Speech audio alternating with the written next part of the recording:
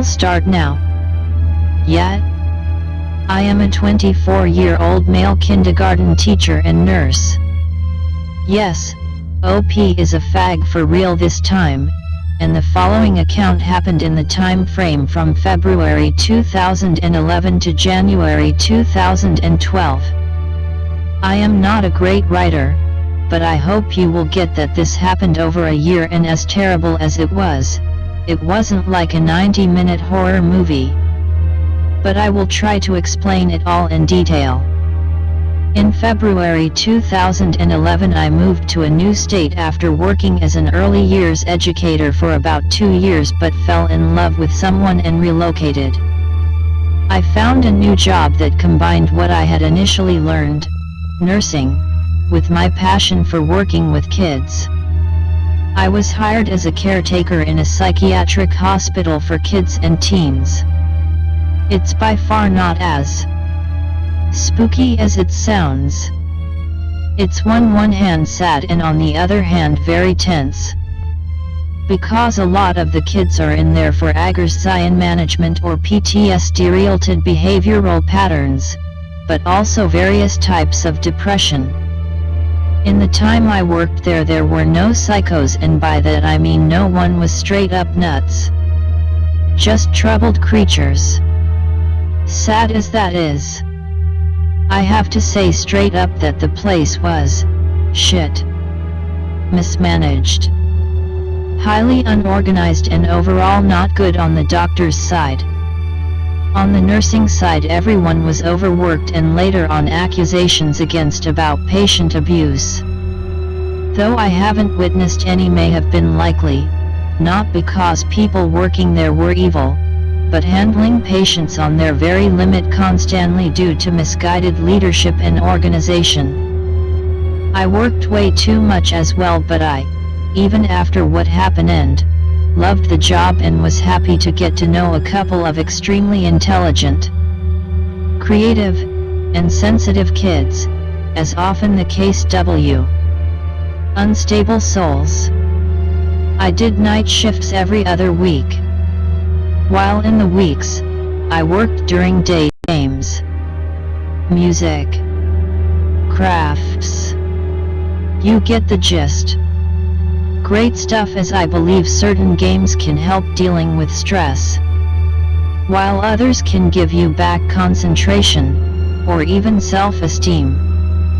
There were 2 patients I spend a lot of time with and who I will call Andy and Laura, who were in the hospital during the entire time of this written account.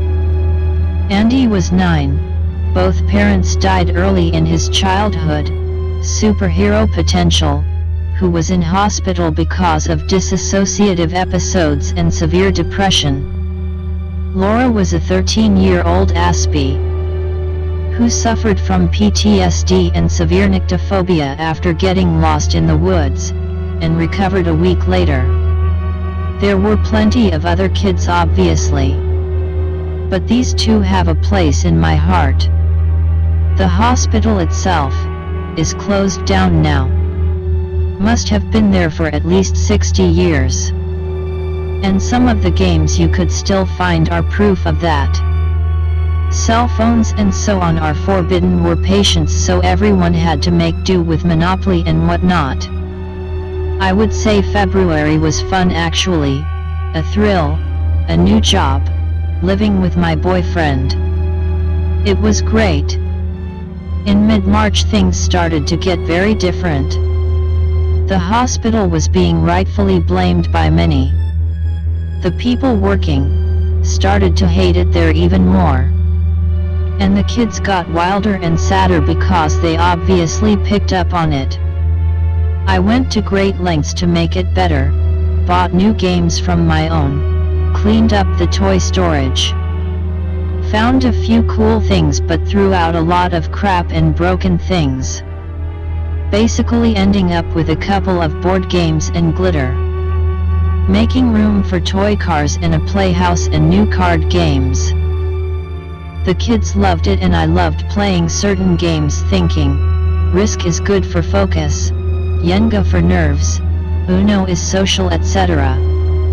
I had the first dream the day after I did the spring cleaning. In the dream everything was a weird version of my apartment and me and my partner had adopted Andy. And I woke up in the dream because I heard a glass or candle falling over on our glass couch table. Andy slept in the middle. I looked to see if he had woken up, but he slept, and so I went into the living room. What I saw was so unsettling that I woke up right away with the picture burned into my mind. It was such a strong image. A boy of maybe 7 years old with white skin and very dark shadows around his eyes. He was naked, except for white socks. He was seemingly flowing mid-air in a bathrobe that was 3 times too big. The bathrobe seemed cramped though, with even the pockets bulging. It was so disturbingly strange.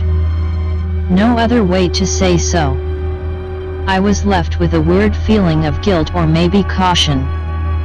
Bathrobe boy kept appearing in my dreams, without it getting any different from the first time. I dreamt of him at least twice a week. Maybe a month later, when I did a night shift, I saw Andy suffering from sleep paralysis. It was terrible and I could barely wake him up. He felt strangled, as it appears to happen frequently. Wikipedia tells me that. He said that a boy tried to kill him. It hurt me to see him get worse. You see, I am not freaking out. Things like this are, well, normal in an environment like this, so it took too long for me to realize that something wasn't right. This is what haunts me most, that I could have opened my eyes earlier and prevent pain. But I didn't see it for a long time. Throughout April and May, both Andy and Laura appeared to not make any progress but instead get worse, and both had nightly terrors. Some I was there for, some unfortunately not. In late May, Laura suffered from SP every night, so much we had to put her on medication to ensure she got enough sleep. Sleep is really important to ensure balanced hormonal levels and lessen depression, which seemed to get worse for Laura by the day. She slept then and up until August. Even though everything in the hospital started to get messed up, it was a normal day-to-day kind of vibe. Until August 16th. I played some Jenga with Andy and Laura before they went to bed, stopping after one round because it just too hyper, you know. Not the game to play before you sleep. Then ate something real quick and then started to read some Beckett. I love that dude. Around 4 a.m. I took a walk through the rooms and, luckily, saw Laura.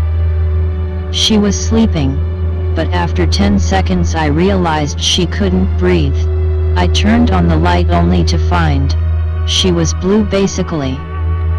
In absolute panic, I checked and went for CPR, thinking she might have respiratory problems because of the meds. She didn't respond to it, and after about a minute I picked her up, calling a standby doctor. It was in the moment I had her in my arms that she took a breath and woke up. She started to cry, and so did I.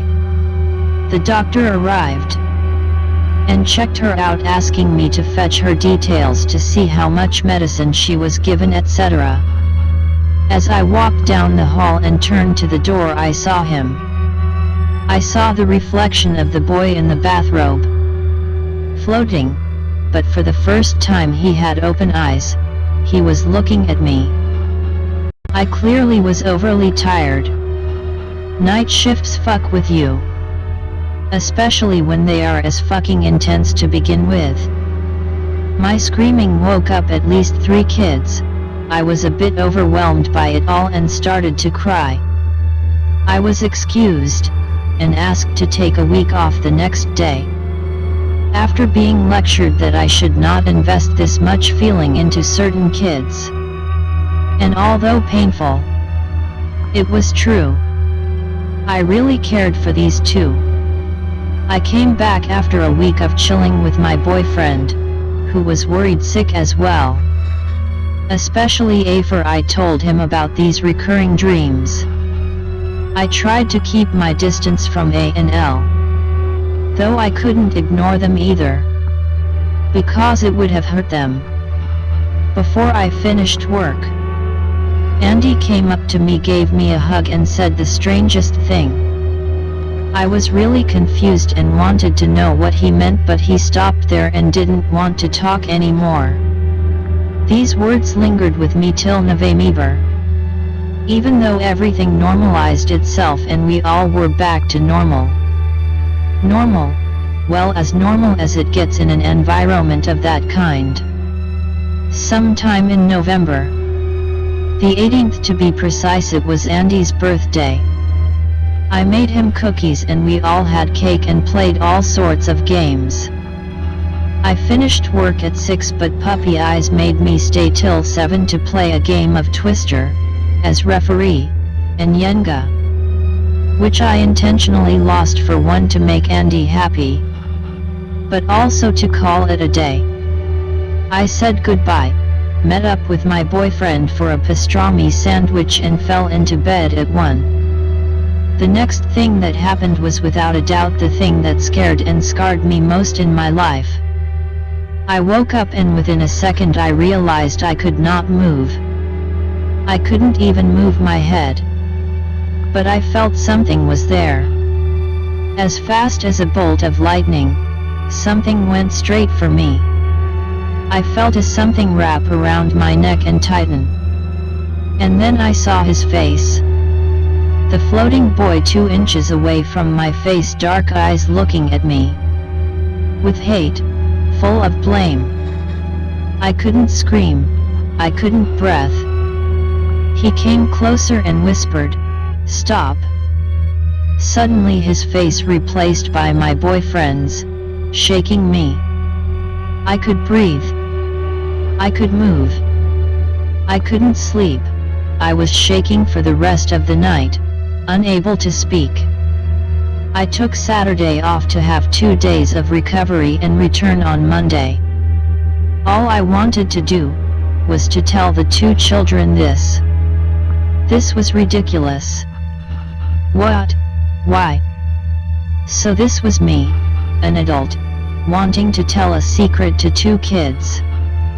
I waited till lunch and made sure to sit with the 2 of them. I just said it, like it happened. The boy with the belt came to me at night. Both kids were unfazed. Andy said to me, "You are a loser, Anon. Have you ever been insulted by a kid?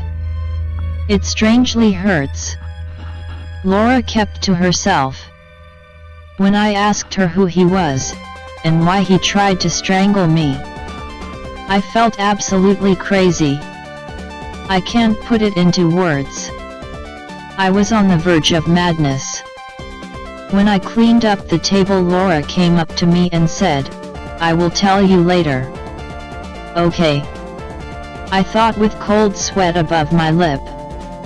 But she didn't. She played by herself, not wanting company. I left work on time, and went home. Made dinner and got ready for bed. I took my